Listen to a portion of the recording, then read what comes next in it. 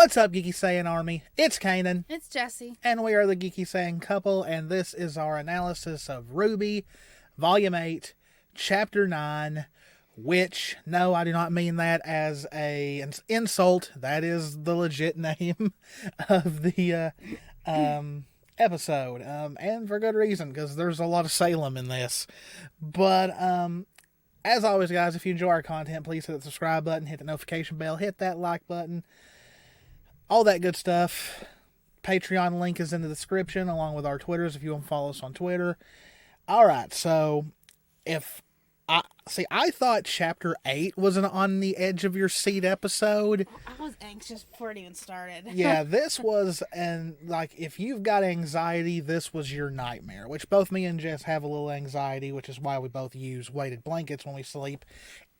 They're worth it. Get it.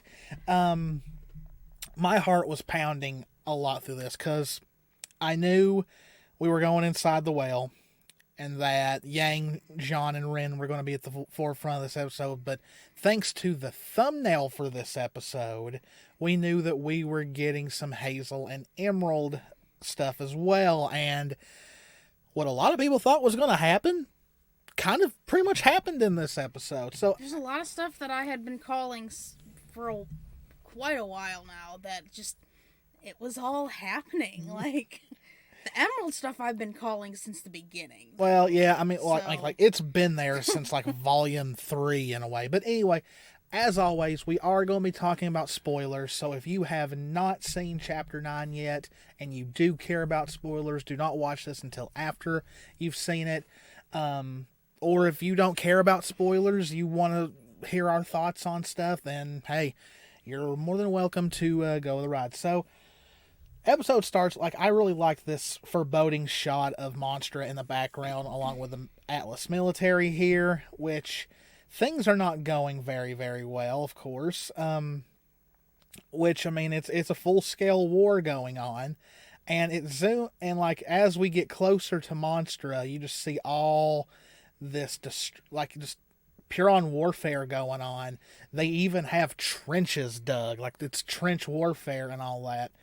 And so you see Monstra open its mouth and she lets forth even more Grim. It's just a legion of Grim. It's like, the Atlas military may be I think it is said they're the largest military in Remnant. But even they don't have the numbers to go up against something that can constantly produce Grim. Like, there's just no way. There's not, unless they get rid of Monstra, the Grim aren't going to quit coming. Especially because she's linked to that river that shot up. Yeah. So, we get to see Ren, Jean, and Yang inside Monstra right away. Yang comments that was harrowing, so I really wished we had seen how exactly they got inside the whale. Like, I highly doubt they just walked into the mouth, but they probably got close enough they had to wait for her to open her mouth, but I don't know. Like, it just seems like I don't know, but because they definitely got in a different way than they get out. So yeah. So Jean makes the point, let's hurry up and find Oscar before the Aesops blow us to pieces. Which the question comes, where do they even start? Because Monstra isn't exactly small. She's pretty much a grim fortress. So, more than a fortress. She's like Salem's Castle times 10. So her home away from home. Yeah. Since we know she has her own, domain, pretty much. And Yang even makes the joke, it's going to be like finding a needle in a giant whale. It's kind of a pun, but not really. It's a giant whale. Yeah, like that joke didn't deliver. I don't think like she wanted it to. So here Ren fills in Yang and Jean about what his semblance can do now, that he can pretty much pinpoint people's emotions. And he says that he can already feel others in the whale, but he can't pinpoint who they are. So they're just going to have to pretty much explore and pretty much go to where these emotions are and kind of go from there. They really don't have a chance. And so we get this really, really nice interaction between Jean and Ren, because Jean tells him not to exert himself, don't waste his aura and all that all by himself. Jean, of course, is going to amplify him to help him. And Yan goes, well, that is new. Yeah.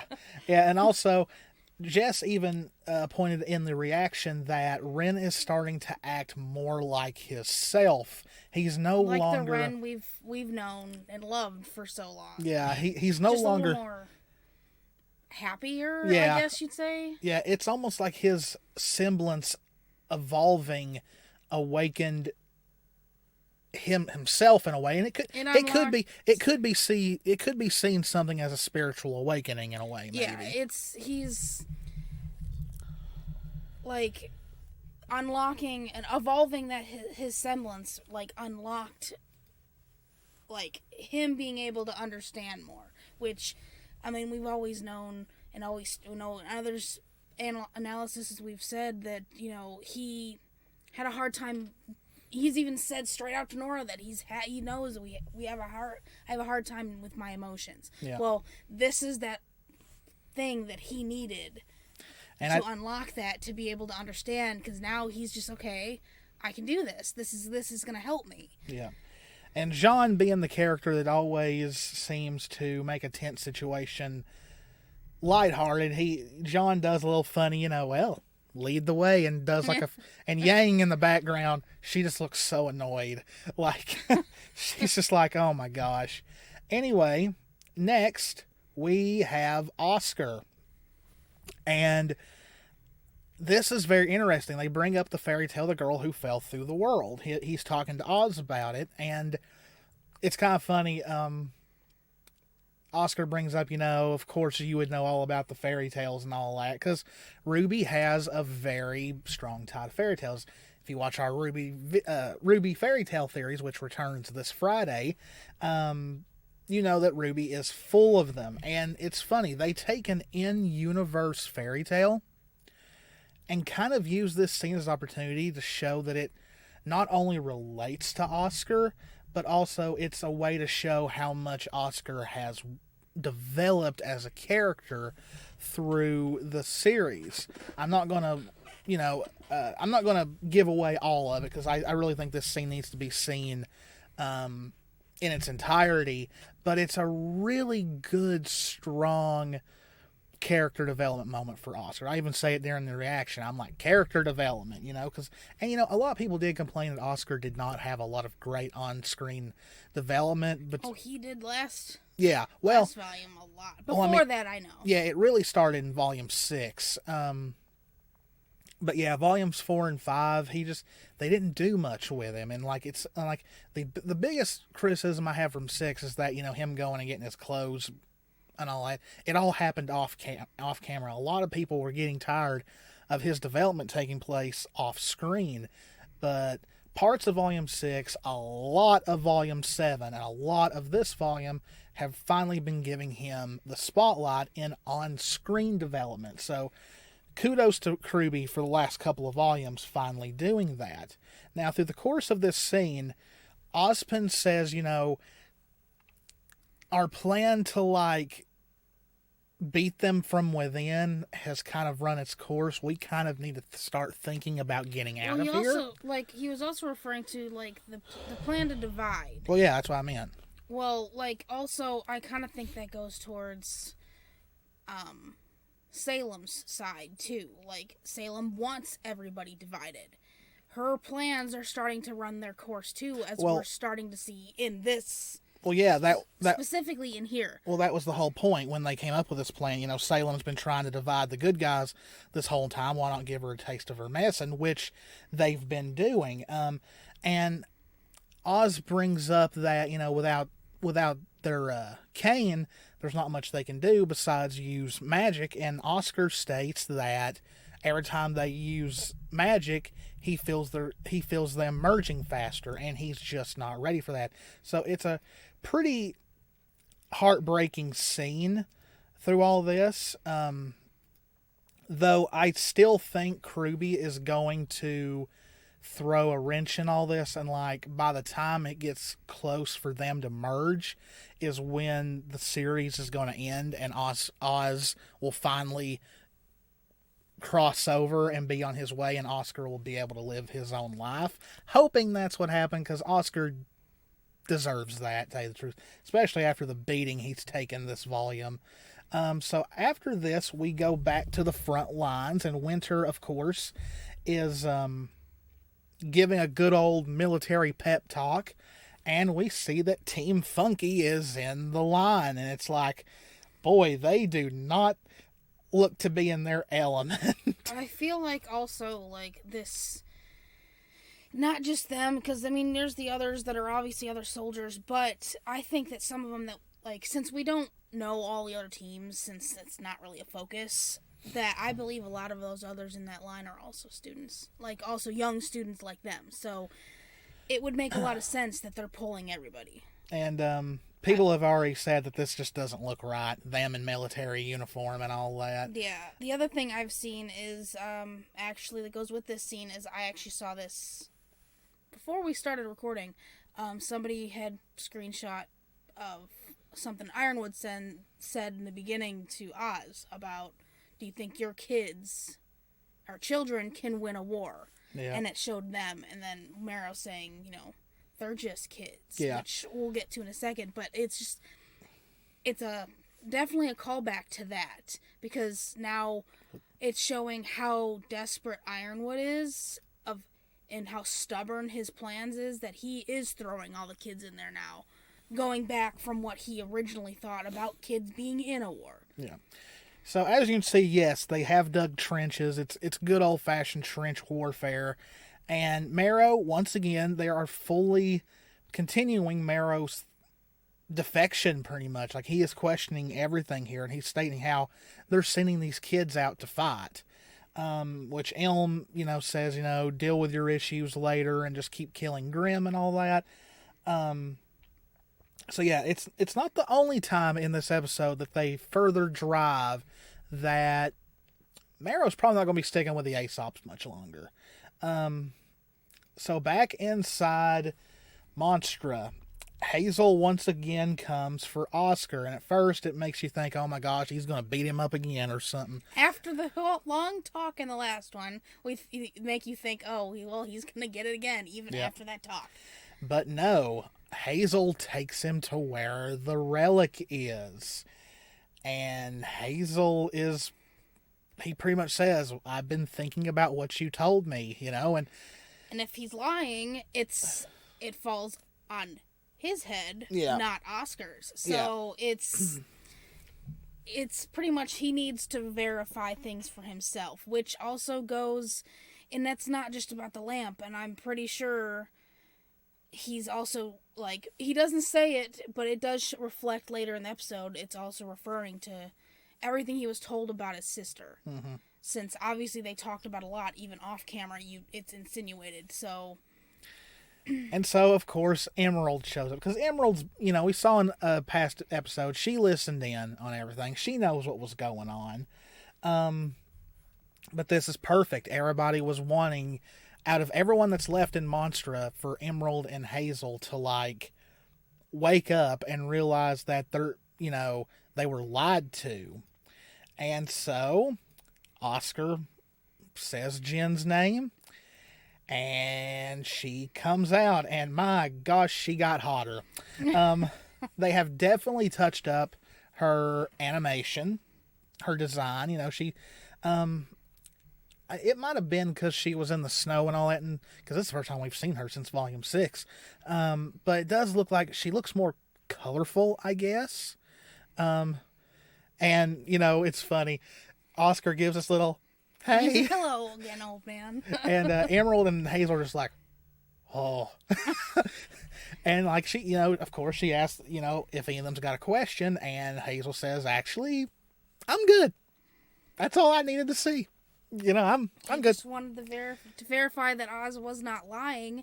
And now, after all this time, he sees he really was not. Yeah. Like, everything he's said, everything that Oscar relayed to him. Yeah.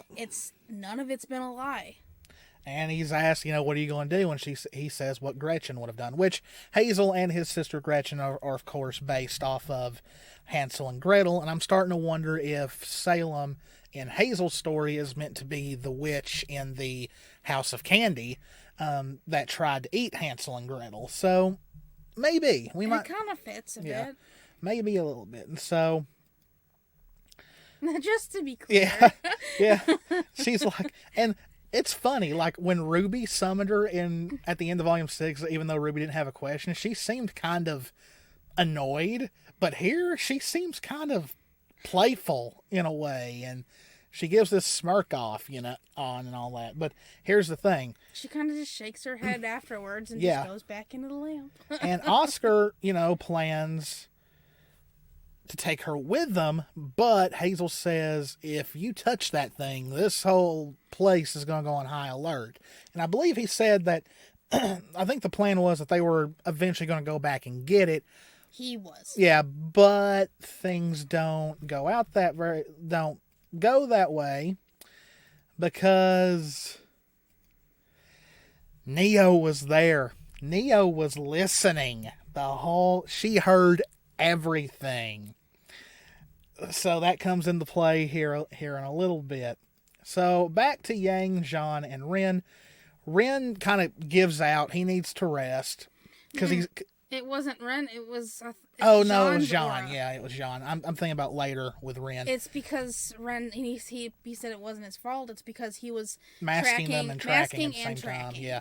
So Jean decides to scout ahead, like the good leader that he is, And Yang makes the. I just realized that bright smile that Ren just had when he watched Jean just go off. And Yang makes the comment, it's good to see you two are still friends, after what happened earlier in this volume. So. And the impending doom. Yeah, and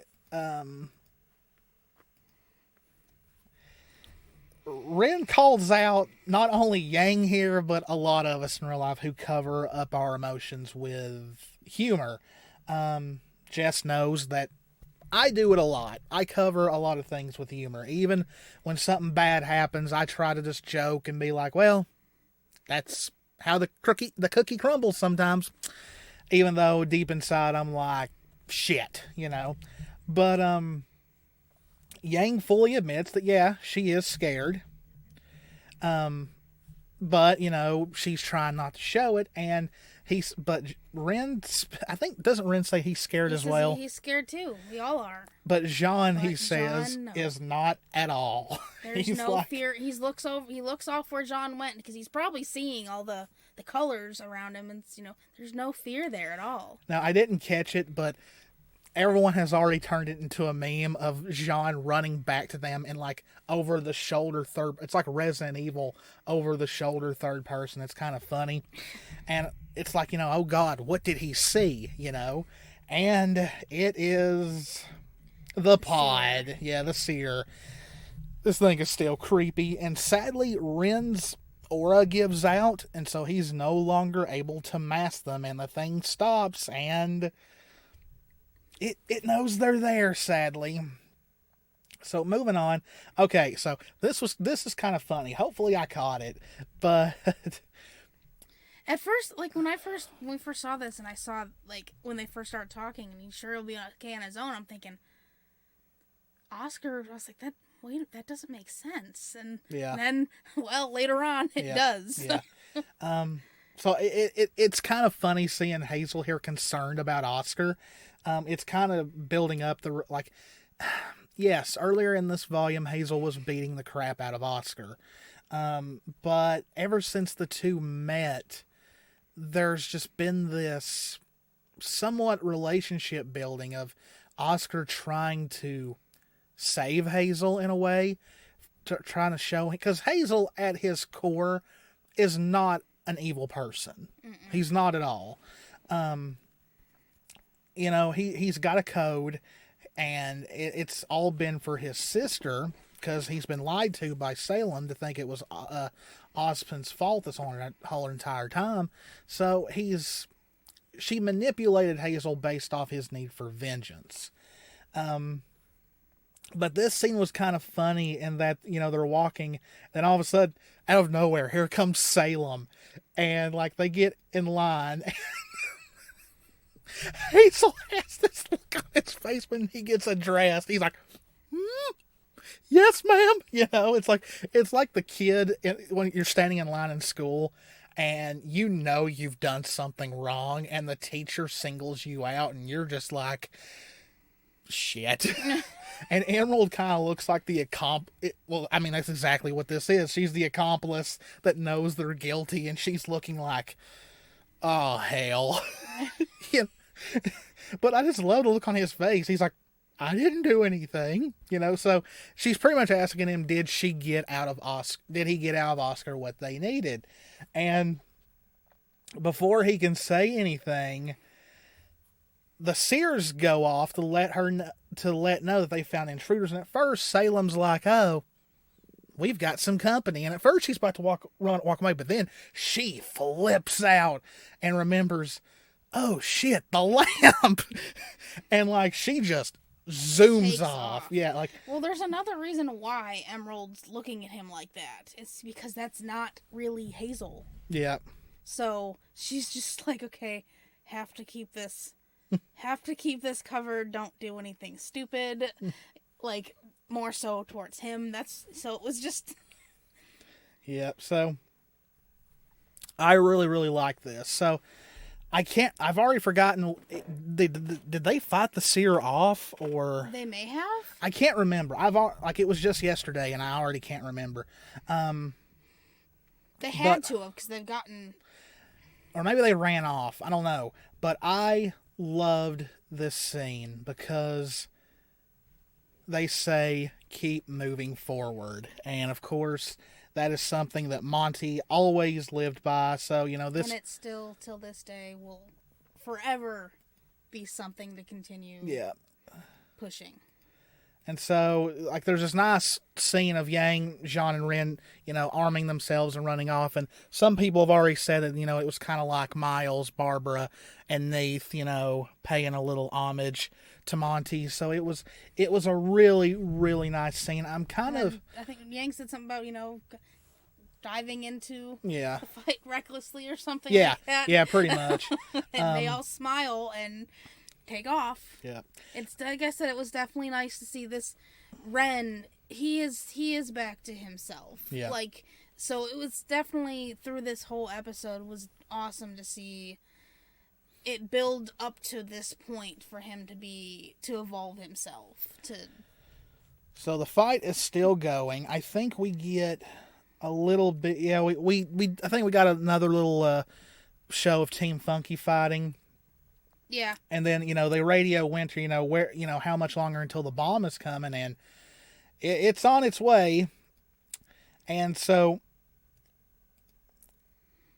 okay, so yeah, I almost forgot where we're at. So right here, they run into Emerald, and of course, Yang's not very happy to see Emerald, because I'm sure Yang, I'm sure Yang remembers what Emerald and Mercury did to her in Volume 3 during the Vital Festival, and Emerald is masking Oscar, pretty much, and Oscar's like, hey, hold up, and it's this cute little scene of, family reuniting, Jean picks him up in a hug. Yang's still focused, but Ren's smiling. Yeah, and Yang ruffles Oscar's hair, and Emerald says, I knew I sensed some weak minds nearby. I was like, really, Emerald? Do you think this is the right time to be poking but it's the bear? Okay, Ren calls it out anyway. Yeah, he does. And so Yang asks Emerald, why should we trust you? And Ren calls her out. Yeah, it says because she's scared. Now Emerald tries to play it off, but we know. Ren gives, we know Ren knows. Yes, but the look Ren gives goes, yeah. Okay. Yeah. So she, Emerald offers, I believe right here she offers to show them the way out. And then we go back to Winter and everyone, and they're getting the bomb ready, set the timer, and then we're out. I forgot, I don't think it's still been said how long they're going to set the timer. No, it's not been said. It's not going to be long. They need to clear a path, get it in, set a timer, and get out. Yeah, because it's not going to be long. I'd say less than 5 minutes, maybe even less than 3 minutes. And so Marrow starts calling her out, says, would you say the same, I forgot what Winter says. I've only seen the episode once. But Marrow had said that they could still be alive in there. Yeah. And I forget what Winter says, but then in his response is, would you say the same thing if it was your sister inside? And she claims that, well, no, she doesn't claim that, but then he says, are you going to tell her what you did to her friends? And she said, yes, she will, because that's the duty that she accepted. Now, is this foreshadowing that Winter, who probably won't know that they did make it out, tell Weiss, hey, Jean, Ren, and Yang and Oscar are inside, and there's a bomb in there, and it's going to go off in a minute.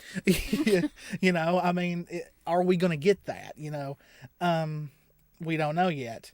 Or it's showing more and more that Winter is not. Yeah. Well, also Marrow, but Winter is not. She's not for this. She doesn't want to do this. She wants to get rid of the whale, but she doesn't want to. She doesn't want to kill. Yeah. Them. So, okay, so Emerald is leading them out, and you can see right here that you can see the outside. But guess what? Neo took the lamp.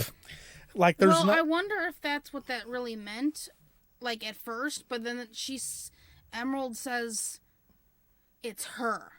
Yeah. She's coming. Yeah, but Salem eventually says the lamp is gone. So, Neo took it. Neo definitely took it. She waited a few minutes more. Yeah. So, yeah. That scared me. Salem, God, that scared the crap out of me. Salem shows up. Now, I was nervous. God, okay, so... I was already on edge to begin with. I was fine yesterday, and then when we sat down to record, before that, but we sat down to record, I think I said in the beginning, I'm anxious, I'm nervous, and then for good reason, I don't know, my feelings aren't never wrong, but this just made it worse. It's so funny right here, because Emerald's got this look on her face damn it, I was almost out, And she says, you've really been honing that semblance of yours. So she knows everything. And so we get a little bit of a fight here going on. So Yang is officially the first member of Team RWBY to actually physically fight Salem. And here at first, even though she knows Salem can't be killed, she goes for the kill.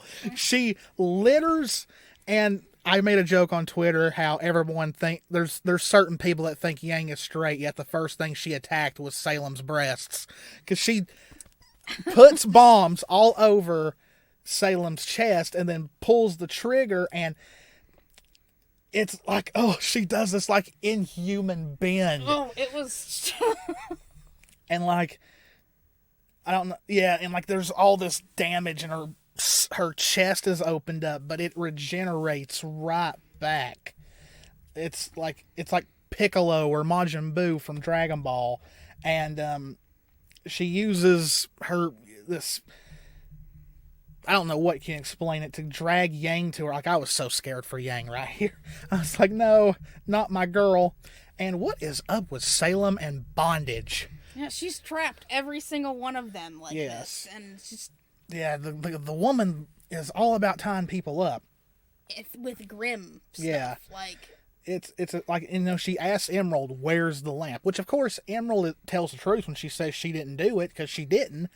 But the lamp is gone. We all know who took it. But Salem automatically thinks that it was Emerald that took it. Which this kind of, Aladdin stealing the lamp from Jafar in a way, So...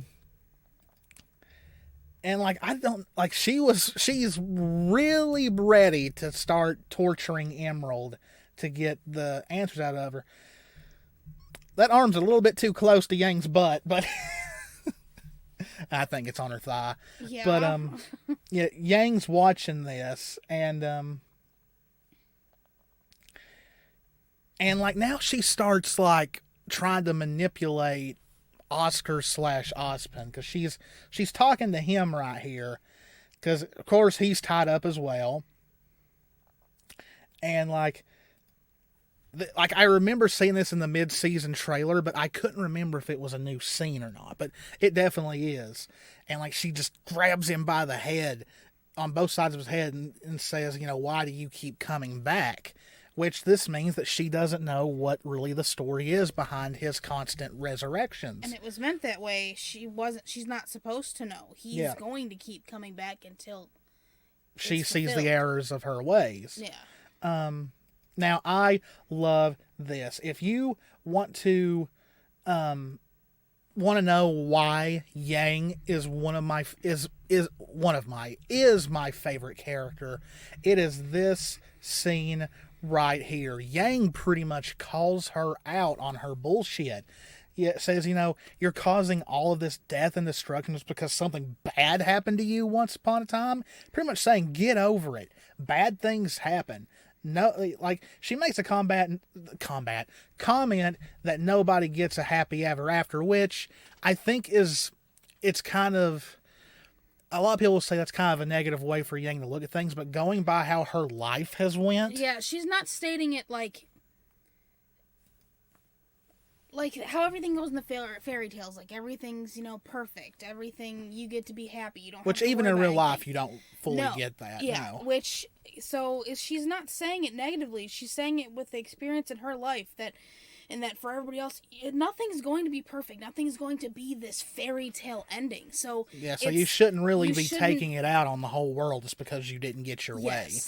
And then Yang keeps on, and she. Oh, it just made it even better. Yes. Saying that she. Because of you, I've lost so many. And Salem says, you know, who have you lost because of me, pretty much. And she says, now here's the thing. Some people have, you know, I think some people have pointed out, was Yang really calling Summer her mom, or was she saying Summer Rose and then my mom? Because it's because of Salem that Raven left, because of the fear Raven had. Now, or she could be simply saying that she sees Summer as her mom. Well, we also, the way she phrased it before she even said this, that she's had people taken away from her, that would include Raven too, that point. So I don't know, I don't think this is meant for that.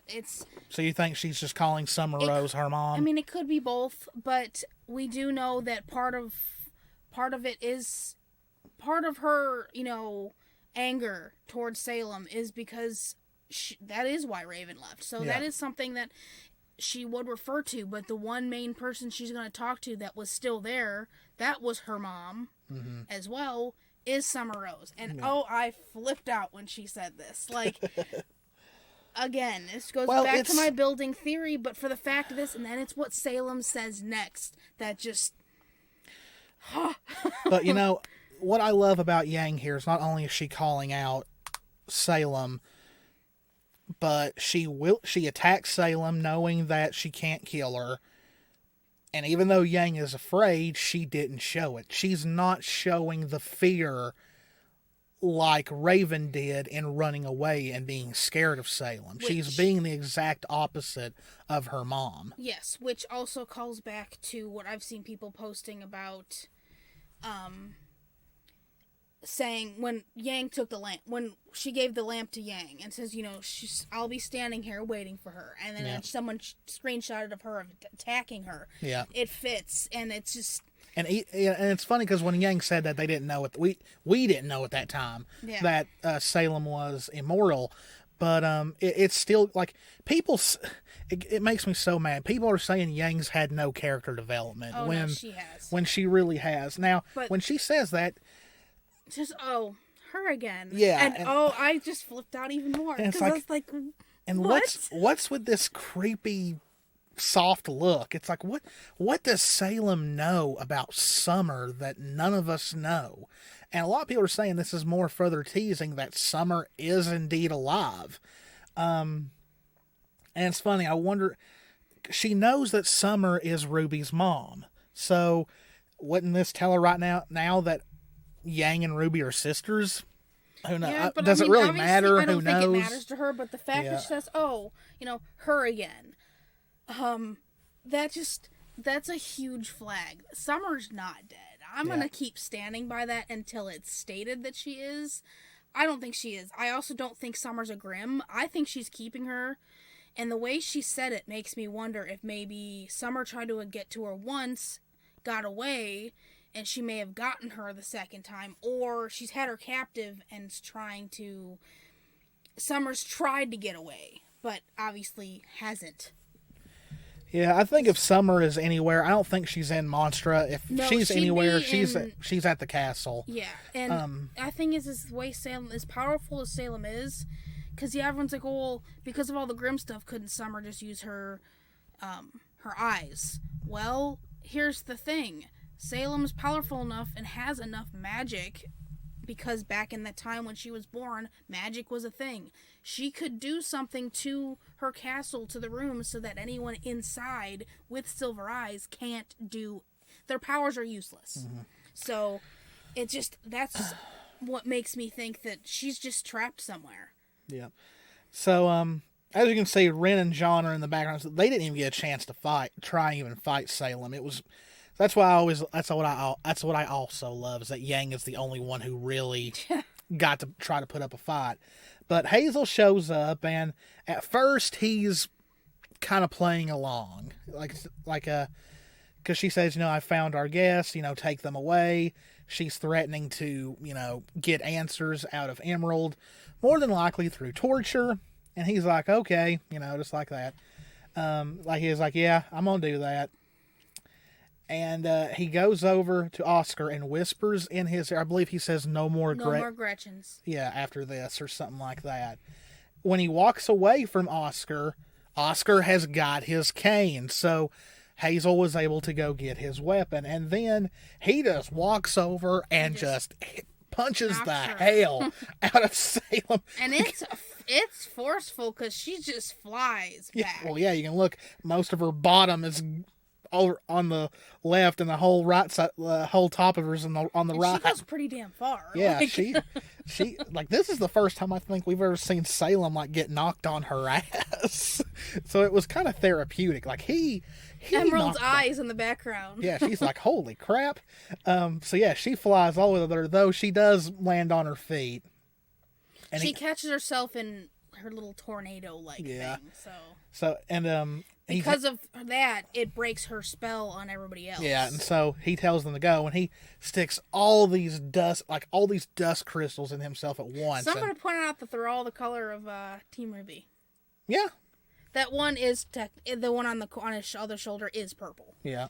So yeah, it's that's probably somebody pointed that out. That's probably gravity dust then. Is there two? One's blue, the other one's white. What would light be? What would the light one be? I can't remember. I can't remember what that one is. But yeah, one's fire, the other one's electricity, and the other one's ice. Yeah. I do know that there's obviously more than 4 colors. So yeah, that is right. There at least 4 out of the 5 are the colors of Team RWBY. I saw that before we started recording this, so I was like, well, there really are. They are there. Yeah, that's pretty cool. And so yeah, he pretty much starts fighting Salem, and I mean and she says, what are you... After all this time, giving up the vengeance that you wanted, and I'm doing what Gretchen would have done. Yeah. And so this is a really badass moment. It's a pretty good fight, even though we know that it's a losing battle. He's like, and I even said it in the reaction. He's sacrificing himself. Now this right here was brutal. Oh yeah. He is punching her in the face, in the head, and all that, and she is just spurting out this blood, pretty much. I mean, it was graphic. Like, I was like, holy crap, it's a good thing they aren't on YouTube anymore. But it was like, God, he is like beating the crap out of her. And then I sat here, I'm just thinking, I actually said, go, get up and go. Like, I'm sorry, John, Yang, and Ren look like they're in a Scooby-Doo cartoon running like that. So they're booking it out of there. And Emerald watches them run away. Then she looks back at Hazel. But then Emerald gets up and she follows them out. So as of right now, we don't know what's going to happen in the next chapter. But as of right now, Emerald has finally gotten away from Salem. We have seen since after what she saw at Beacon in Volume 3, and all the time she has looked horrified since Volume 4, or when it come to Salem. Then at Haven. Yeah, and all that. We know, like we've always thought, Emerald's going to get away. She is going to defect. Now, I have waited for this. Now, does this 100% mean that she is going to join the good guys? We do not know. We don't know what's going to happen when she sees Cinder again, because Cinder technically is not exactly loyal to Salem either. No, but like even after all this stuff, this volume so far with Salem, or not Salem, with Cinder, she's still blindly following, but after certain moments, it's starting to spark in her eyes a bit, and I don't know what it's going to take for her to fully snap and see that she doesn't care. Yeah, I mean, she may be out of Salem's clutches now, but I still think she's probably still in Cinder's, though. That's what I'm saying. I hope she does stick around, because she could tell them so much. Yeah, and she could actually see that regardless of what she's done, they're going to show her some type of, care, something that Cinder doesn't do. That's why I'm hoping maybe being around them, something is going to cause her to really to start seeing, okay, maybe what Mercury said was right. She does not care about me. So, technically at the end of this episode, Yang and them are still technically not out of Monstra, because Oscar wants to stay behind and help Hazel, because John's like, what are you doing? And Oscar says, she's just going to come back after us. So, in which, such a great moment for Oscar. It really is. So, Salem and him are still fighting, and Salem has gotten up after he's been beating her face, and her face is just gone. And it just materialized back. Yeah, it was creepy, like really creepy. So she's got a hold of him, and she starts pounding, just beating his head into the ground, and then you don't hear her doing it anymore. Yeah. Oscar is stuck, I think she looks up, doesn't she? Does she get distracted by Oscar? No, she slams his head in the ground, and you don't hear him moving anymore. Mm-hmm. So she gets up and goes for him. Yeah, he's pretty much preparing to use magic on her, and Hazel grabs her and uses his the fire dust to set her on fire. And the thing is, she starts screaming. Yes, and she starts burning really fast. People have already made the joke it's like a marshmallow, but it's I think it's kind of more symbolism of her being a witch, and the Salem witch trials, burning at the stake, which we will talk about this Friday, because that's our Salem and Wicked Witch episode. And it does also tie in actually with Wizard of Oz too. I'm melting. Yeah. So there's more connections to that. So there's a lot of things that could fit there. So while Hazel has got her, one of her grim arms has wrapped around his neck, and she is choking him. And that's when he also bit down on the dust crystal. Yeah. And Oscar's getting this magic ready, but it's almost like he's hesitating. And we went too far. And Hazel says, "Do it." Yeah, he says, "Do it," because he's starting to fade. He really is starting to fade. He knows his fate, and he's going to do what it takes to at least. He knows it's not going to end Salem, but this could completely take her out for a while. Which actually, I did say something. Now that I remember, I think when she's beating Hazel's head to the ground, Oscar did hit her with some magic, which it seemed to actually stun her. And then that's when she went after him, and then Hazel grabbed her.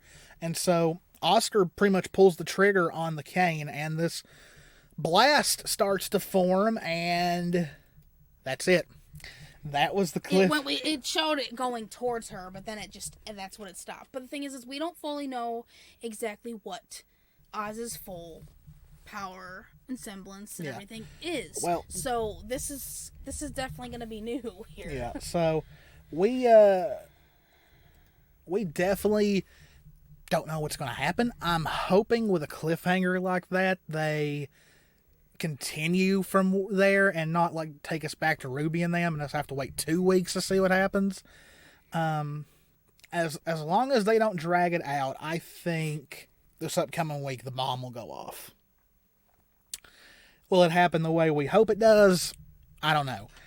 But Yeah, I had, especially since it was all focused around the end for this, I had said that's, going with not knowing what Oz's stuff does, but the fact that she was, like, full out screaming when she was on fire. Mm-hmm. Hazel, obviously, he knows his fate. He probably wants to be back with his sister, so that's another reason why. He wants the ones that don't need to be there to get out and get to people who would actually care for them.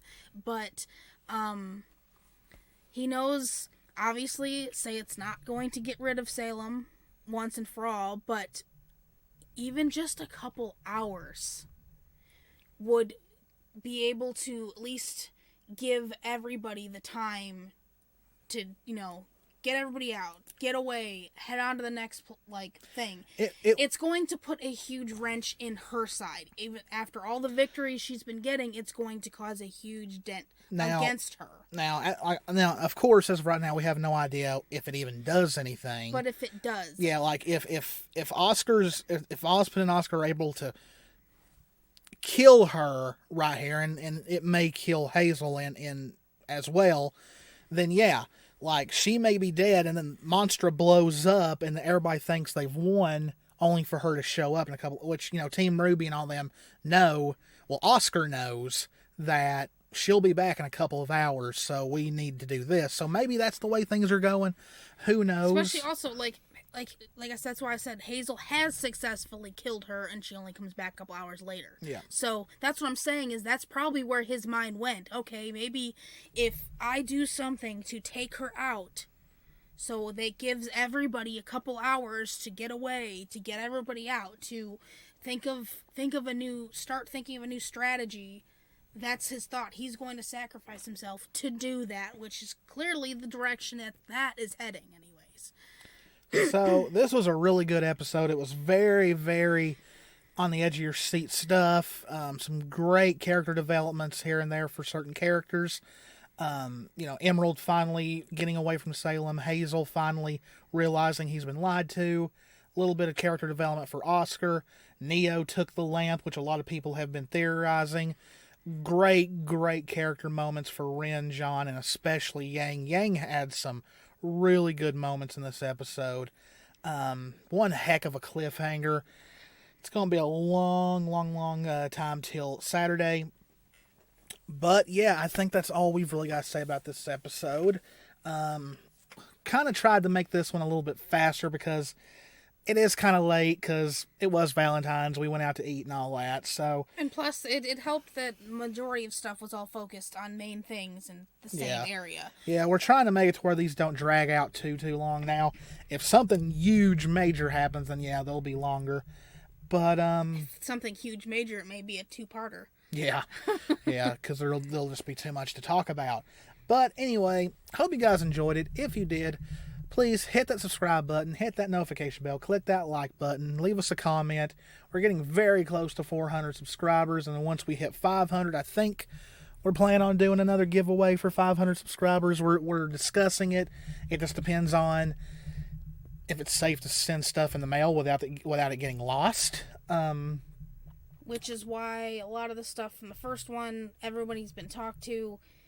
With the restrictions we have on shipping stuff, it's... Though we may be sending wasn't there only one more left?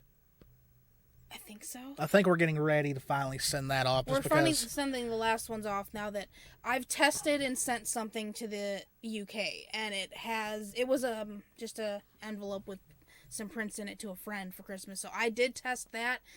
That made it. It just took a while and it worried me. So here soon we're gonna actually ship everything out since things are actually starting to go. But yeah, we don't know exactly how we're going to do it, but you know, we still got a little bit until we hit 500 subs. But just so you know, if we do a 500 subs giveaway, you're automatically qualified if you're as long as you subscribe. So yeah, hope you guys enjoyed it. A little bit shorter than usual, but that was intentional. Anyway, guys, this is Kanan. This is Jessie. We love you all very, very much. Hope you had a great Valentine's Day, whether you're single or not. Take care of yourselves. Stay safe out there. Play some games. Stay warm. Watch some RWBY. And we will see you in the next one. Bye. Bye.